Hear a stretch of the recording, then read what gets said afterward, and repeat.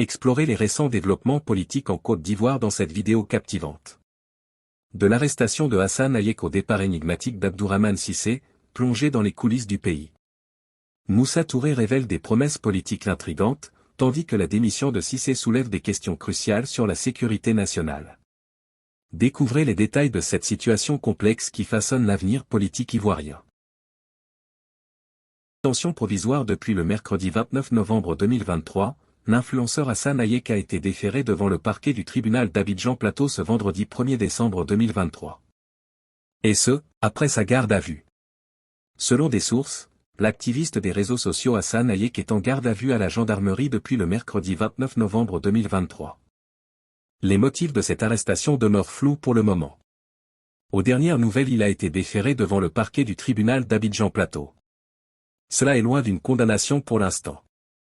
En effet, il sera entendu par un juge d'instruction. C'est à ce dernier de décider s'il le garde ou non. Rappelons que lors de son passage dans l'émission Ce Midi de la radiodiffusion télévision ivoirienne, RTI, le jeudi 9 novembre 2023, le blogueur avait expliqué qu'il est entre le manteau et l'enclume. Hayek Hassan avait exprimé des préoccupations concernant son rôle d'intermédiaire entre deux communautés, les Ivoiriens et les Libanais en Côte d'Ivoire. Il avait déclaré « Mon silence pose problème aux Ivoiriens et ma parole pose problème aux Libanais. Je sais que je suis entre le marteau et l'enclume. » Hayek Hassan avait souligné que son intervention est nécessaire sur certains sujets sur les réseaux sociaux pour l'amplification de certaines. Notons qu'il vient régulièrement en aide à des personnes nécessiteuses, d'où le pseudonyme « Vagabond de la charité ».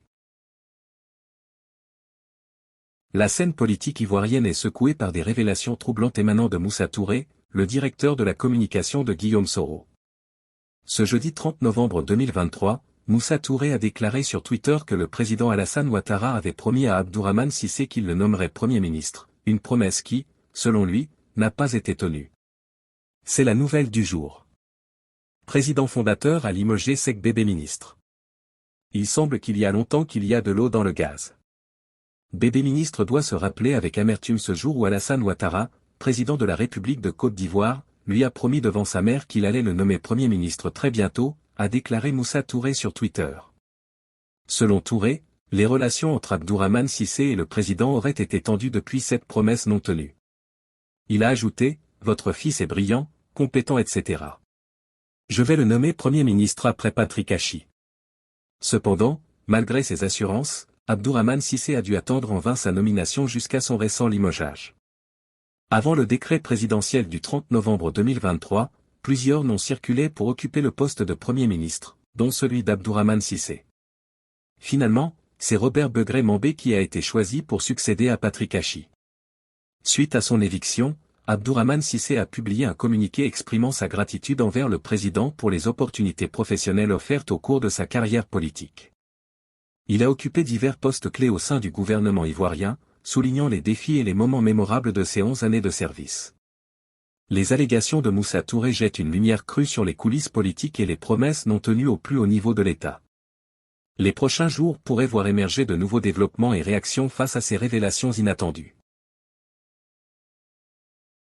Fernand Dédé est revenu ce 1er décembre 2203 sur le limogeage surprise d'Abdourahmane Cissé, secrétaire général de la présidence de la République de Côte d'Ivoire.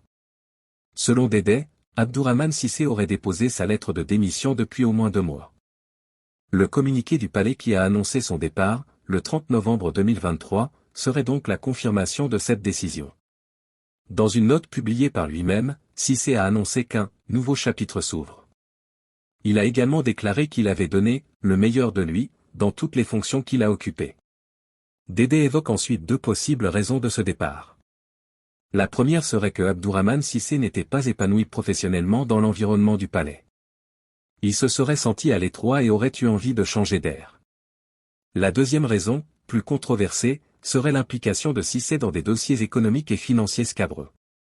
Ces dossiers auraient pu éclabousser le président Alassane Ouattara, ce qui aurait conduit à son limogeage. Il est difficile de dire avec certitude quelle est la vraie raison de la démission de Abdourahmane Cissé. Cependant, il est clair qu'il s'agit d'un événement important dans la vie politique ivoirienne.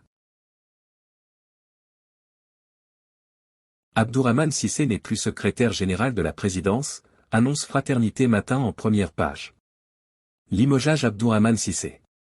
Le quotidien gouvernemental, dans sa parution du 1er décembre 2023, rapporte que le technocrate émérite, en fonction depuis 2021, a été limogé par le président Alassane Ouattara via un décret présidentiel rendu public le 30 novembre 2023. Ouattara vire Abdourahmane Cissé de la présidence, clame en manchette le sursaut. De son côté, le Nouveau Réveil, proche du Parti démocratique de Côte d'Ivoire, s'interroge sur les raisons de ce limogeage.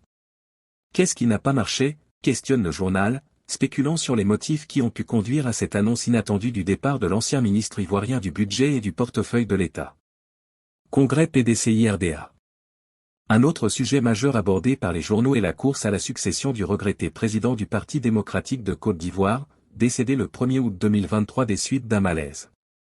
À 2 semaines du prochain congrès électif, les esprits s'échauffent, danger à l'horizon, alerte l'Expression. Revenons sur « ce qui risque de tout mélanger » à ce rendez-vous crucial du 16 décembre 2023. Dernière heure mot écrit, Maurice Kakou-Guikahué, le candidat idéal pour le PDCI-RDA. Dernière heure mot écrit, Maurice Kakou-Guikahué, le candidat idéal pour le PDCI-RDA. Citant les propos de la délégation de Mbato en soutien au candidat Thiam, le journal rapporte « Thiam est une chance pour la Côte d'Ivoire ».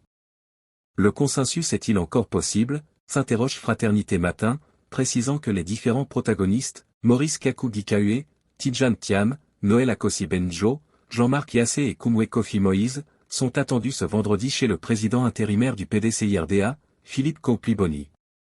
Élections partielles et situation sécuritaire. L'actualité ivoirienne comprend également les élections partielles qui se tiendront dans 10 localités demain, samedi 2 décembre 2023. Sur ce sujet, le Patriote indique que le RHDP prépare une autre razzia. Nous n'accepterons pas qu'on vole notre victoire, prévient Damana Picasse, cadre du PPACI de Laurent Gbagbo, propos mis en avant par le journal Le Temps. Concernant la sécurité, le quotidien d'Abidjan titre « Pourquoi le régime renforce les mesures sécuritaires ?»